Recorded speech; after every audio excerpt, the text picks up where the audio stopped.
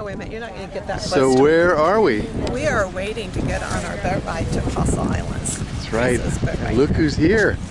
Hi. Jeff and Monica. Giving us your tour of Wisconsin to a part you've never been to. Yes. That's great. Lived here our entire lives. Lake That's right. Superior. Lake check Superior the box. is here. Wisconsin, The box is check checked. The box. Lake Superior, check the box. I forgot to mention Shotzi is with us. Yes, ma'am. Do you want to We're boarding. be all together? Thank you all for all you're going to do for us here in a few moments. All right. You guys over here weren't ready. Want to try that again? Everybody ready for a great adventure? Yeah! All right. It is going to be a great day out there. Just a little bit of motion when we get farther out by Devil's Island. But other than that, it's going to be a great day. We do have a little bit of smoke from the Canadian wildland fires. So the visibility won't be quite as nice or as good as it normally is, but it's not going to be a bad day out there at all. Here is a map they gave us. We're going to be taking off from Bayfield, going counterclockwise past 19 of the 22 islands. The ones she mentioned by name were Basswood, Oak, Raspberry, Rocky, and Devil's Island, which is the northernmost point of Wisconsin. And then we'll come back on the left side by Bear and Raspberry back into Bayfield. Madeline Island, shown down there at the bottom, is the largest of them. And I think it's the one you can see off on the horizon that way. Photos of it. This is Hermit He built it Island. for his new bride. Well, she came over to the island, took one look at it, turned around, went back on the boat that brought her over, and never spent a night on the island. Now, Mr. Prentice, being a very successful businessman, he also owned the largest quarrying operation on the mainland. He was hoping to retire over here on this island, but his new bride had a different idea. They never did spend a night together here on the island. This is another one ahead of us. If you're looking at the shoreline, you can see some of these rock ledges that have collapsed over the recent years. Bald Eagle. This side of the island is exposed to prevailing winds in the northeast. They hit this island in tremendous force, break the rocks down and stay in the sand, and then washes around and collects on the east side of the island and forms a beautiful sand beach. Throughout the Apostle Islands, most of the islands do have a rugged rock outcropping on the prevailing wind side, and a sandy beach on the east side of the island. Coming up here on the left is another bald eagle in this tree. And if you look up there about our 10 o'clock position, you can see a bald eagle's nest. In a couple of weeks, people will be able to see this nest enter. For many years, it was underwater. Our lake level being just a little bit lower this year, we're able to see it quite easy.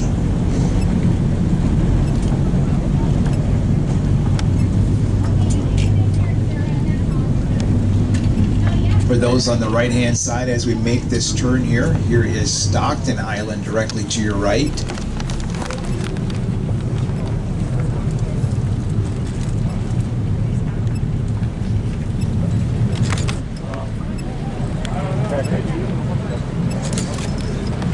Stack called it. And he said it was an arch that collapsed in Lookout Point. 1973. Those on the right side, we'll Those go are back over seagulls. this rookery area. We'll go back to about where the bald eagle's nest was.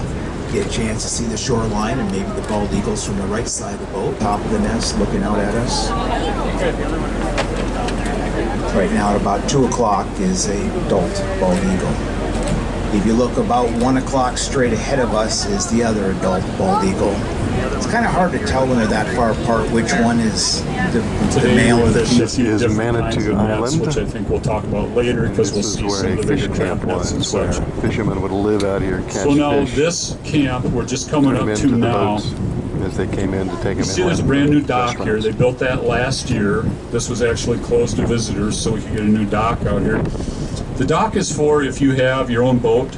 You can come on out, you can tie off to the dock, and you can camp over there overnight if you want. You just got to pay a camping fee.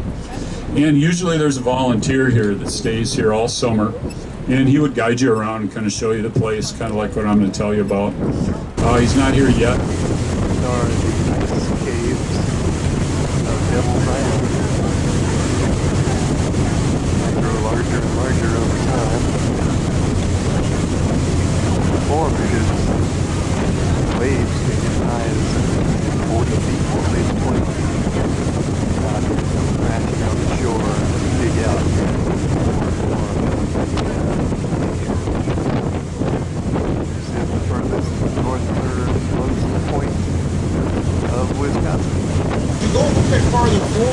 you notice that the Chequamegon Formation gets thinner and thinner. Chequamegon's on the top. Devil's Here Island comes to Formation an is on the end. bottom. The Devil's Island Formation is now all to your left. You can see those vertical fractures in the rock. Now the sea caves have started. If you're looking over at the rocks and you see the layers, each one of those layers represents an ancient storm. Time's gone by. The thicker the layer, the thicker the storm.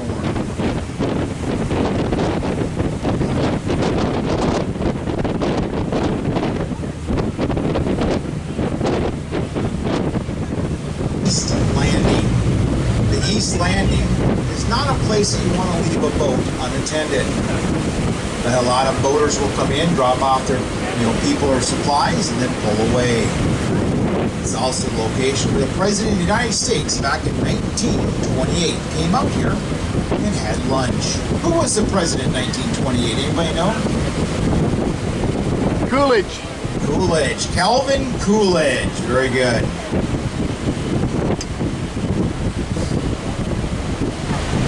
These are some big caves.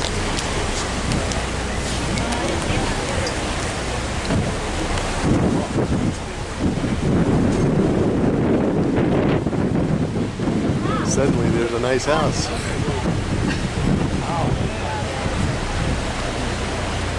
Ah, and there's the lighthouse on the horizon.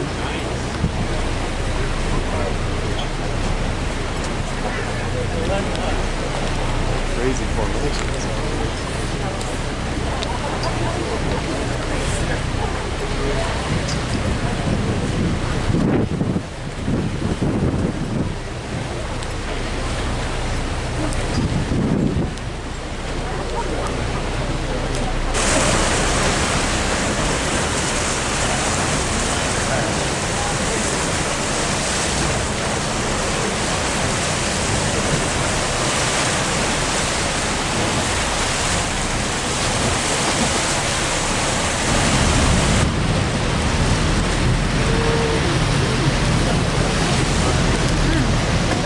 Sorry about that.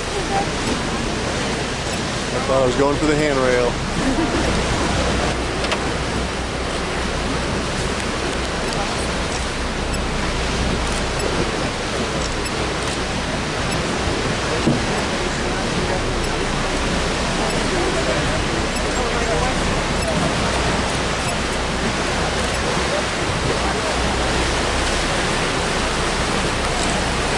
The National Park Service will open them up so we can see them. The lens that's in service today is the one that you see to the right of the lantern room mounted on the railing. It's a red acrylic lens. It produced the same characteristics that the Fresnel lens used to produce.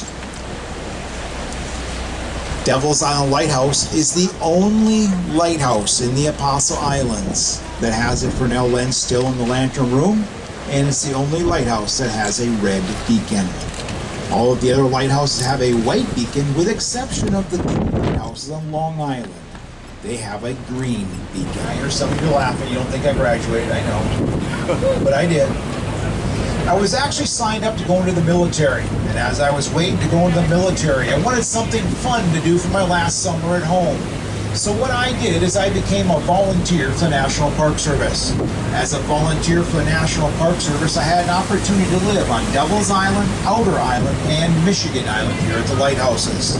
So when I was out here at Devil's Island, and I lived in that house, the one closest to us, the U.S. Coast Guard had a hut at the base of the tower. It had generators in it.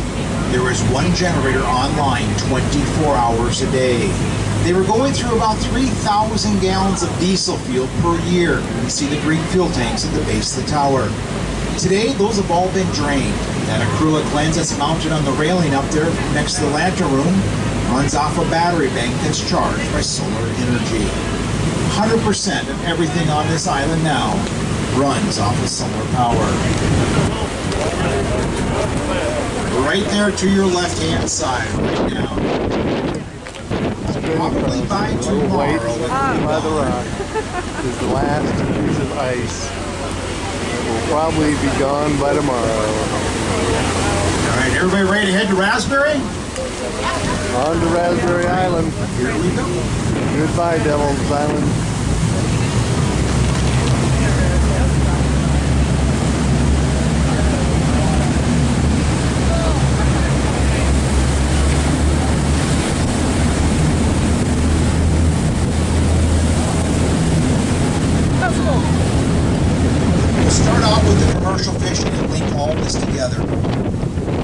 commercial fishing, as we talked about, Randy talked about over at the Manitou Fish Camp, they use a couple different types of nets. The first type of net they use is called a gill net. And like a tennis net, the size of the mesh determines the size of fish, but it doesn't discriminate by the species. So typically what they do is they use a trap net, because if they go over their quota limit for the number of lake trout that can be harvested, they're done fishing for the year for all species. So a trap net, the big difference is a trap net. This is very large Raspberry boulders up Island, on barges, another lighthouse. stabilize the shoreline, change the vegetation and a little bit of drainage on the hillside, and then they restored the lighthouse in the fog signal building. If you're looking up at the lighthouse, you notice it's very symmetrical from the left side to the right side. The right side is where the head keeper lived. He had the first floor and the second floor. That's a side that's now been set up more like a museum. Many of the original items are on display there if you come out and take a tour. And if it's not the original, they have something that matches it specifically to that period. On the left-hand side, first assistant and second assistant. Today, the National Park Service staff, when they're on the island, they live on the left-hand side. If you look up in the lantern room, you do not see a light in that lantern room. Look over to your right, you see a red brick building. That red brick. So how was it? Good. Awesome. Awesome. What'd you learn? Give me one fact and one funny story. One fact is there's 2 lighthouses on one of the islands. One of those islands has 2 lighthouses. There you go. The reason why is the contractor built he built it on the wrong island, Right. and then he had to go build it on the correct On island. his own nickel. Yes. Another lighthouse. That's right. How about you, Suze? Oh, the island with the Indian reservation, the schools go to 5th grade. What did the Indian reservation? One of those islands, elementary school, 5th grade. That's on the big on Madeline Island. Yeah, and That's then right. they did an airboat when it got heat. Other crazy thing is this place freezes and they drive a road on it. They Like, open how up crazy is that? You don't do let that in everybody Florida. drive on it. That's crazy. And there was snow. And there's right. still snow. Oh yeah, we did see snow. We did see one last little snowball. And bald eagles. Those were pretty. Goodbye, archipelago of the Apostle Island cruises. It was a great cruise. We're going to go have some good fish for dinner.